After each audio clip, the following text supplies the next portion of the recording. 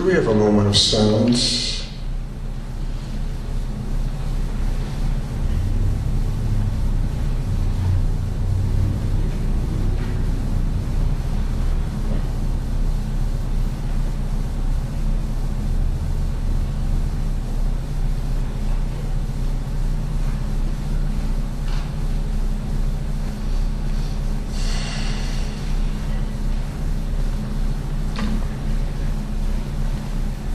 The only thing that changes are the addition of new memories.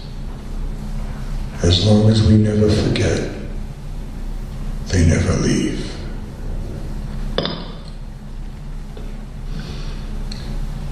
This next gentleman I found upstate, and I nearly fell on the floor. I'm old enough to remember the beats when I was a precocious child in the 50s. They're back. Colette shows this. Jared Levine definitely shows it. It's thrilling. Come on, Jared, rock the room.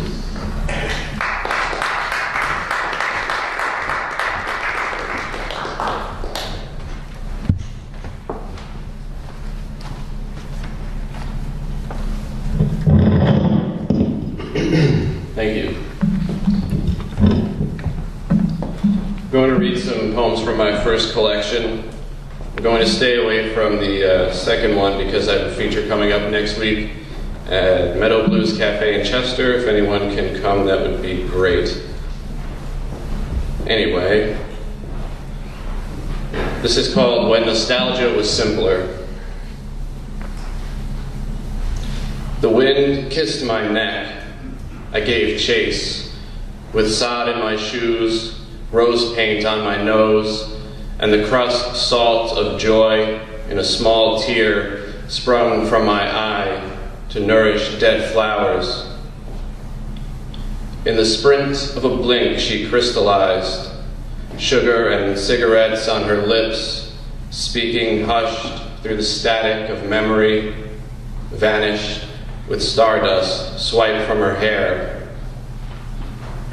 I choked on the tail of her echo, a jazz-age microphone in dim sepia, like begonias trampled underfoot, whose roots rest still when their sweetness is snuffed. Years prior, we tattooed our throats with whiskey and spat laughter in scarlet torches, light for the walk home. Nights we stampeded life with puckered lips, kissing what moved, even the rain. Love makes these inches last miles. The blue of robin's egg sky flash from the dark room of dreams, makes her teeth gleam like diamonds through the dust, the clouds that swallow and separate our hands, our lives.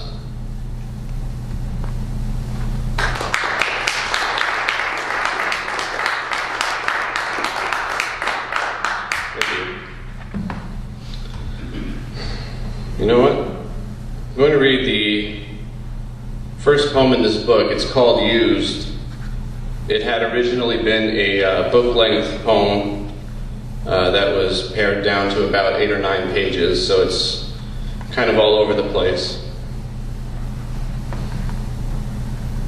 Get out of my car, fuckhead. I never want to see you again, but we both know I'll be by in 4 hours to donate another $40, so you better hold a few of those. And don't act like you're doing me a favor with your bullshit prices. You want the money? Take the money. This ain't a Walmart or a pawn shop, it's a goddamn drug deal.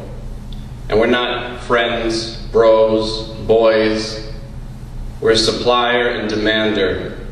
We're fiends with red eyes. The truth is, you don't know my real name, and you wish I didn't know yours, because what's in a name except collateral for a plea bargain?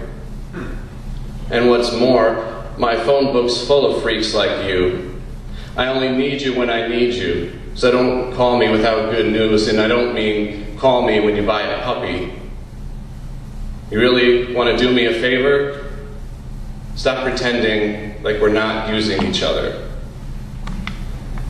I may do stupid things, but I'm not an idiot. I am an addict, acting the role of 2 lifetimes. I am a thief of thousands of dollars who fantasizes hijacking pharmacies, mugging doctors, murdering dealers.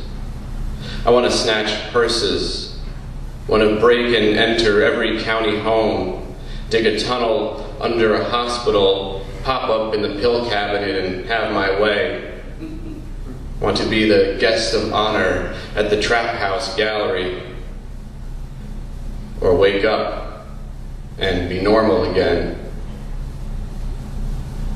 Drugs make a man delirious, but deep in his nausea he knows the darkest part of the truth is buried.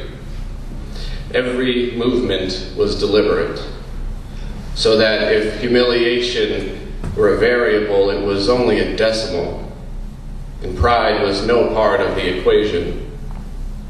And if there is a solution, though it seems impossible to solve, he knows the results must be positive. It's like the math is so simple, a single answer to a million problems. This behavior is not about dying, but escaping living. This is about breathing free, pulling away from a reality that is pulling away from my idea of reality.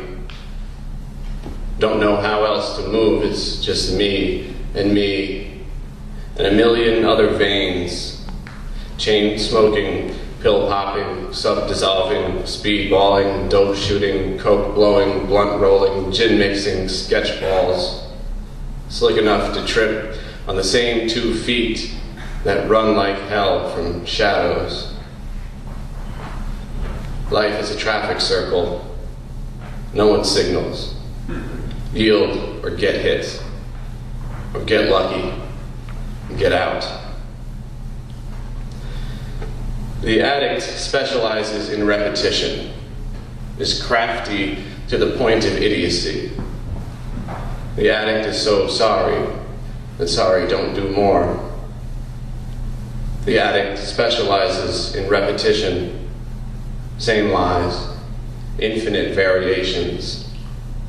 I never bugged out, batshit, schizo-masochistic, kicking cans at tourniquet alleyways cornered by my shadow. Never battled demons, bottled emotions, borrowed time to cook up lies and dirty spoons. Eyes never closed, covered in wool, rolled up in my skull or hollowed, vacant, bloodshot Venus. Never took that venom up my body, never craved it. I made it up. I swear, I'll make it up, somehow. I spent 2 of my 10 days in my most recent detox desperately trying to acquire a dime or a flathead screwdriver or a just right knife edge to undo the facets on my 2nd-story window. My plan was to open it, jump down to a steel grate loading dock 15 feet below, run to a 24-hour gas station downtown Kingston in the dead of night, buy a pack of smokes, steal a lighter, run back to the hospital and climb a bedsheet ladder to my room without injury or detection. Not once did I take into account that I had no money and no shoes, that I was unwashed in ER scrubs and wildly bearded. I just really wanted a cigarette. Then on the 8th day, this cat checked in with a well-hid Lucy we shared across pistachio green toilet stalls, blowing CO vapor at the air ducts, polluting the unit with stale tobacco, and compelling 2 nurses to threaten expulsion, but settled for offering us more nicotine gum. Always craving a rush, seeking release. 1, from noise. Everyone shut up. Stop skipping and singing, rubbing rainbows in my face. Fuck off. Give me a bundle and a bathroom. You keep yours. I've got my own. 2, problems. Debts, debits, credits, bills, loans, IOUs, I will never pays, etc. Traumas, like double suicides, car accidents, violence, panic attacks, breakups, and outbreaks of crippling chronic illnesses, including 3, addiction, the most dependable cycle this side of night and day, a cobra crawling up my back with a blade in its teeth to hiss in my ear that the only way to make it stop is to keep it up. It's just for myself or all of the above. Thank you.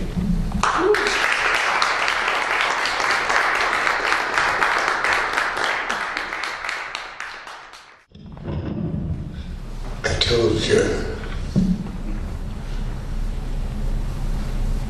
And that's uni-specific. Trust me when I tell you his work is not self-indulgent and a perpetuation of self-victimization. But why I agreed with him to have that to be the first in the entry of that collection of poetry is that any snide commentary, all Jared has to do is go, really? Jared is a major talent. Major talent. Thank you, sir. God bless you. The power of the word. Let's have another moment of silence for the 72,000 who die a year. Thank you, pharmaceuticals.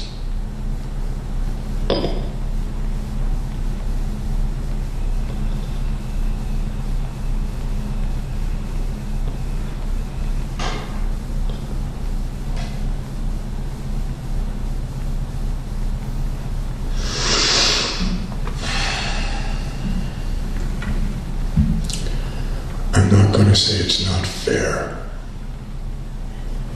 Mama, who grew up in the Depression and lost her brother in the Second World War, used to say, "Who says life's fair?" We have to be as proactively conscious as we possibly can to eradicate this plague that is more than just drug-induced nihilism. I'm talking about the entire plague that is poisoning America. This is apolitical, and it's about learning. Become lethally intelligent. If you don't read at least 5,000 pages a year, shame on you.